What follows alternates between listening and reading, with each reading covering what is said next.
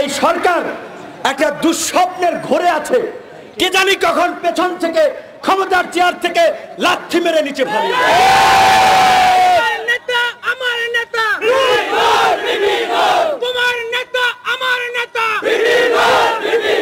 কে জানি কখন এই অবৈধ মসনদে আগুন জ্বালিয়ে ছারখার করে দেয়।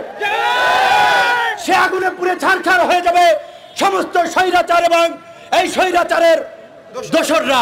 ঘুমের ঘরেও যদি দরজায় কেউ নক করে, এরা ভাবে কেউ বুঝি এসে পড়লো, এই বুঝি আমার গেল, এই বুঝি আমাকে টেনে হিসেবে রাস্তায় নিয়ে গেল, এই বুঝি আমার পরিণতি গাদ্দাফির মতো হতে যাচ্ছে, এই বুঝি আমার পরিণতি মিশরের স্বৈরশাসক। আরেকটু কাপন ধরিয়ে দিতে হবে। কাপন ধরিয়ে দিলে আপনার হাত দিয়ে কিছু করা লাগবে না, লাঠি দিয়ে কিছু করা লাগবে না, ওরা হৃদযন্ত্রের ক্রিয়া বন্ধ হয়ে মারা যাবে। আমরা যখন মরতে শিখেছি, কেউ আমাদের দাবে রাখতে পারবে না। চতুর্দিকে পুলিশ, তারপরে আমাদেরকে রাজপথ থেকে উৎখাত করতে পেরেছ পারবে না।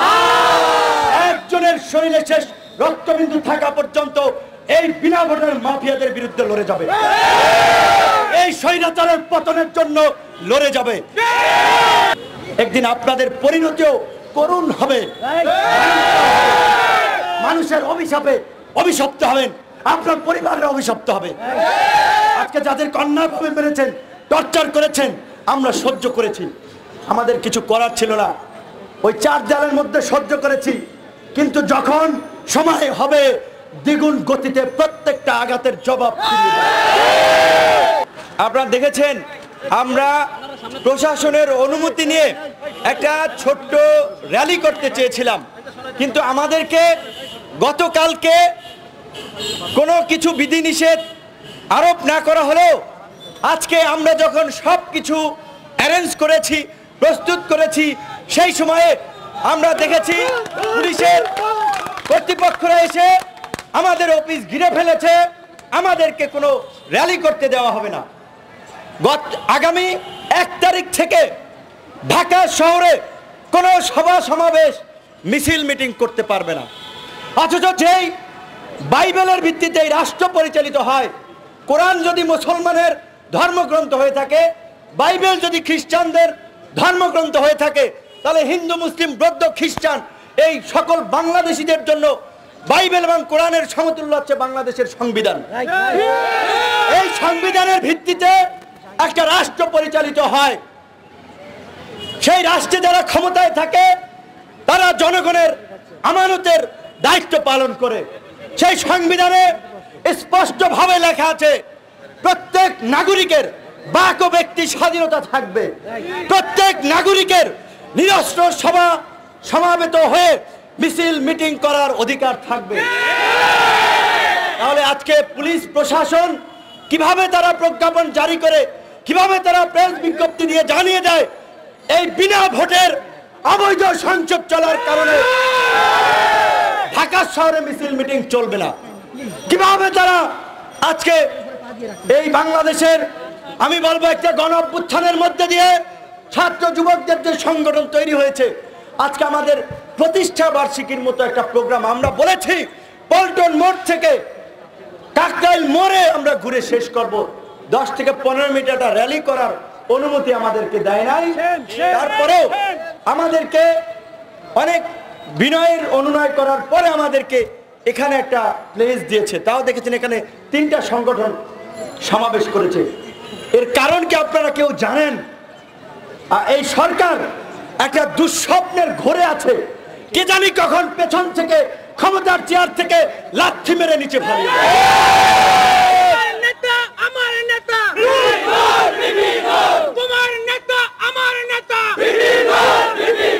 কে জানি কখন এই অবৈধ মসনদে আগুন জ্বালিয়ে ছারখার করে দেয়।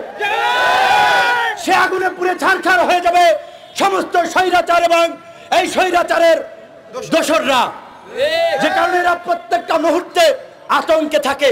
আমার মনে হয় এরা আসলে ঠিকঠাক মতো ঘুমাতে পারে কিনা সেটা সন্দেহ আছে। ঘুমের ঘরেও যদি দরজায় কেউ নক করে, এরা ভাবে কেউ বুঝি এসে পড়লো, এই বুঝি আমার গেল, এই বুঝি আমাকে টেনে হিসেবে রাস্তায় নিয়ে গেল, এই বুঝি আমার পরিণতি গাদ্দাফির মতো হতে যাচ্ছে, এই বুঝি আমার পরিণতি মিশরের স্বৈরশাসক। তো তাদের যখন আতঙ্কের কাঁপন শুরু হয়ে গেছে, তখন আপনাদেরকে শক্তি সঞ্চয় করে আরেকটু কাঁপন ধরিয়ে দিতে হবে। কাঁপন ধরিয়ে দিলে আপনার হাত দিয়ে কিছু করা লাগবে না, লাঠি দিয়ে কিছু করা লাগবে না, ওরা হৃদযন্ত্রের ক্রিয়া বন্ধ হয়ে মারা যাবে। কারণ মানুষের এত অভিশাপ, এই অভিশাপে ওদের চারপাশের বাতাস বিষাক্ত হয়ে যাচ্ছে। আপনারা দেখতে পাচ্ছেন যে সেই 2014 সাল থেকে আজকে পর্যন্ত একটা বিনা ভোটের অবৈধ সরকার ক্ষমতায় আছে। প্রশাসনের উপরে ভর করে তারা আজকে ক্ষমতায় থাকছে। কিন্তু আমাদের জন্য সুসংবাদ হচ্ছে, আজকে প্রশাসন থেকে শুরু করে সরকারি কর্মকর্তা কর্মচারীরা বলেছে তারা আর এই দুর্বৃত্তদেরকে ক্ষমতায় দেখতে চায় না। কারণ এই দুর্বৃত্তরা দিন দিন এই রাষ্ট্রের জন্য হুমকি হয়ে দাঁড়িয়েছে, এই রাষ্ট্রের স্বাধীনতা সার্বভৌমত্বের জন্য হুমকি হয়ে দাঁড়িয়েছে। কাজে আজকে আমরা যদি সংগঠিত হতে পারি, এই দেশের ছাত্র যুব সমাজকে যদি সংগঠিত হতে পারি, আগামীর বাংলাদেশকে নেতৃত্ব দেবেন আপনারাই। কারণ আপনারা সকলেই জানেন, এই যে 50 বছর আগে মুক্তিযুদ্ধ হয়েছে, কে যুদ্ধ করেছে কি করে নাই সেই নিয়ে এখন বাহাস করে এক একজন, এবং রাষ্ট্রের দায়িত্বশীল এক একজন ব্যক্তি যে সমস্ত আক্রমণাত্মক হিংসাত্মক কথা বলেন, তাতে তারা নেতৃত্ব দেওয়ার অধিকার রাখে না। কিন্তু বিকল্প নেতৃত্ব কোথায়? এই জাতি এখন বিকল্প নেতৃত্ব চায়, কিন্তু জাতির সামনে বিকল্প নেতৃত্ব নাই। আজকে দেখেছেন দীর্ঘ 28 বছর পরে ডাকসু নির্বাচন হয়েছে। ঢাকা বিশ্ববিদ্যালয় দেশের মেধাবী শিক্ষার্থীদের প্রতিষ্ঠান, শিক্ষার্থীরা কিন্তু এই স্রোতের বিপরীতেও আমাদের মতো ছাত্রদেরকে তারা নেতৃত্ব নির্বাচন করেছে। আজকে যদি কলেজ বিশ্ববিদ্যালয়গুলোতে ছাত্র সংসদ নির্বাচন হয়, প্রত্যেকটি কলেজ বিশ্ববিদ্যালয়ের ছাত্র সংসদ নির্বাচনে ছাত্র অধিকার পরিষদ জয়লাভ করবে। যে কারণে ক্ষমতাসীন দল এখন, আগে তাদের প্রতিপক্ষ ছিল বিএনপি, এখন আমাদেরকেও তারা নানাভাবে নাজেহাল করছে, বিভিন্ন জায়গায় হামলা করছে, বিভিন্ন জায়গায় আমাদেরকে থামিয়ে দেওয়ার চেষ্টা করছে। কিন্তু আমরা বলতে চাই, আপনাদের জন্ম হয়েছে যেখান থেকে আপনারা যেই নেতার ছবিকে সাইনবোর্ড হিসেবে ব্যবহার করে রাজনীতি করছেন, আমরা সেই নেতার সংগ্রামী আদর্শ ধারণ করে রাজনীতি করছি। কাজী ওই নেতার কথাই আমরা বলি, আমরা যখন মরতে শিখেছি কেউ আমাদের দাবিয়ে রাখতে পারে না। আমরা যখন রাজপথে জীবন দিতে শিখেছি, মার খেতে শিখেছি, রক্ত দিতে শিখেছি, এই দেশে গণতন্ত্র প্রতিষ্ঠা করে, মানুষের ভোটাধিকার প্রতিষ্ঠা করে, মুক্তিযুদ্ধের চেতনার বাংলাদেশ বিনির্মাণে আগামীতে ছাত্র যুব শ্রমিক অধিকার পরিষদ তথা আমাদের যে রাজনৈতিক দল আসতেছে, সেই তারুণ্যের রাজনৈতিক দল কাজ করবে।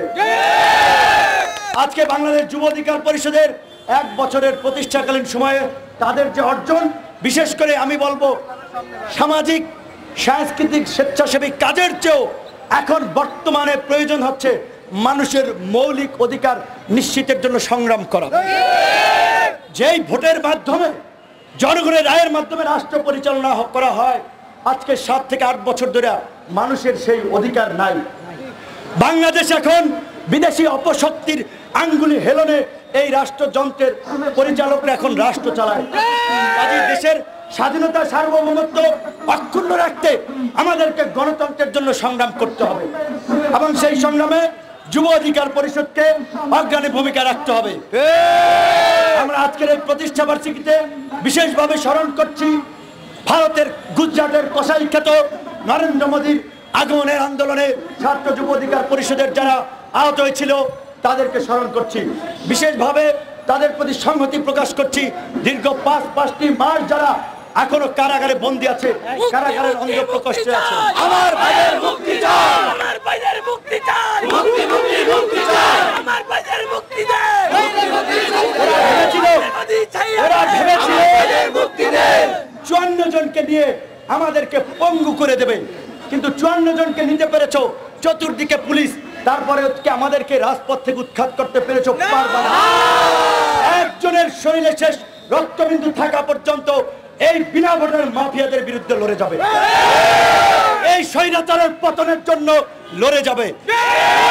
সেক্ষেত্রে আমাদেরকে কে সহযোগিতা করলো কি করলো না সেটা আমাদের কাছে মুখ্য বিষয় না। আমাদের কাছে মুখ্য বিষয় জনগণ আমাদেরকে কিভাবে নিচ্ছে, আমরা জনগণের মনের ভাষা বুঝে রাজপথে নামতে পারছি কিনা, কথা বলতে পারছি কিনা। গতকালকে আন্তর্জাতিক গুম দিবস ছিল। আপনারা পেপার পত্রিকায় বিভিন্নভাবে দেখেছেন 601 জন মানুষকে এই মাফিয়ারা ক্ষমতায় থাকতে গুম করেছে, 3000 মানুষকে বিচার বহির্ভূতভাবে হত্যা করেছে।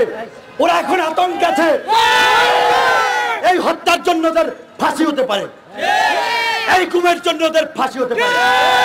সরকারি কর্মকর্তা কর্মচারী প্রশাসনের ভাই বোনদেরকে আমরা বলবো, সাবেক এনএসআই মহাপরিচালককে কিভাবে জেলখানায় মারা হয়েছে করোনার অজুহাতে আপনারা সকলে জেনেছেন, জানেন। যদিও বলেছে করোনায় মারা গেছে, জেলখানায় করোনা যাবে কেমনি? তিনি রাষ্ট্রের একটা এজেন্সির গুরুত্বপূর্ণ দায়িত্ব ছিলেন, তাকে মেরে ফেলেছে সরকার। তিনি এমন কিছু তথ্য জানতেন, এই 21শে আগস্ট গ্রেনেড হামলা, 10টা অস্ত্র মামলা, বিভিন্ন বিষয় সম্পর্কে জানতেন, যেখানে তাকে জেলে মেরে ফেলেছে। যেভাবে তারা মেরে ফেলেছিল বিএনপির নেতা নাসির উদ্দিন পিন্টু, আমাদের হেফাজতের নেতা ইকবাল, মাওলানা ইকবালকে যেভাবে মেরেছে, লেখক এবং ব্যবসায়ী উদ্যোক্তা মোস্তাককে। আজকে আমার ভাই বোনদেরকে এই প্রেস ক্লাবের সামনে থেকে অন্যায়ভাবে তুলে নিয়ে গেছেন, মতিঝিল থেকে অন্যায়ভাবে তুলে নিয়ে গেছেন। আপনাদের উপরে প্রেশার আছে, আপনারা প্রজাতন্ত্রের কর্মচারী, অনেক সময় আপনাদের আদেশ পালন করতে বাধ্য হন, আমরা এটা জানি, আপনাদের প্রতি আমাদের শ্রদ্ধা ভালোবাসা আছে। কিন্তু আমি যে সমস্ত প্রশাসনের পোশাক পরে জন্তু জানোয়ারের ভূমিকায় যারা অবতীর্ণ হয়ে আমার ভাইয়ের চোখে মরিচ দিয়েছেন শাহবাগ থানায়, যারা পল্টন থানা, মতিঝিল থানায় আমার ভাইয়ের পায়ে আক্রমণ করেছেন, কানে চর মেরে থাপ্পড় দিয়েছেন, খুব বীরত্ব দেখিয়েছেন, একদিন আপনাদের পরিণতিও করুণ হবে। মানুষের অভিশাপে অভিশপ্ত হবেন, আপনার পরিবারের অভিশপ্ত হবে। আজকে যাদের অন্যায়ভাবে মেরেছেন, টর্চার করেছেন, আমরা সহ্য করেছি, আমাদের কিছু করার ছিল না, ওই 4 দেয়ালের মধ্যে সহ্য করেছি। কিন্তু যখন সময় হবে দ্বিগুণ গতিতে প্রত্যেকটা আঘাতের জবাব ফিরিয়ে দেব। আজকে যুব অধিকার পরিষদের প্রতিষ্ঠা বার্ষিকীতে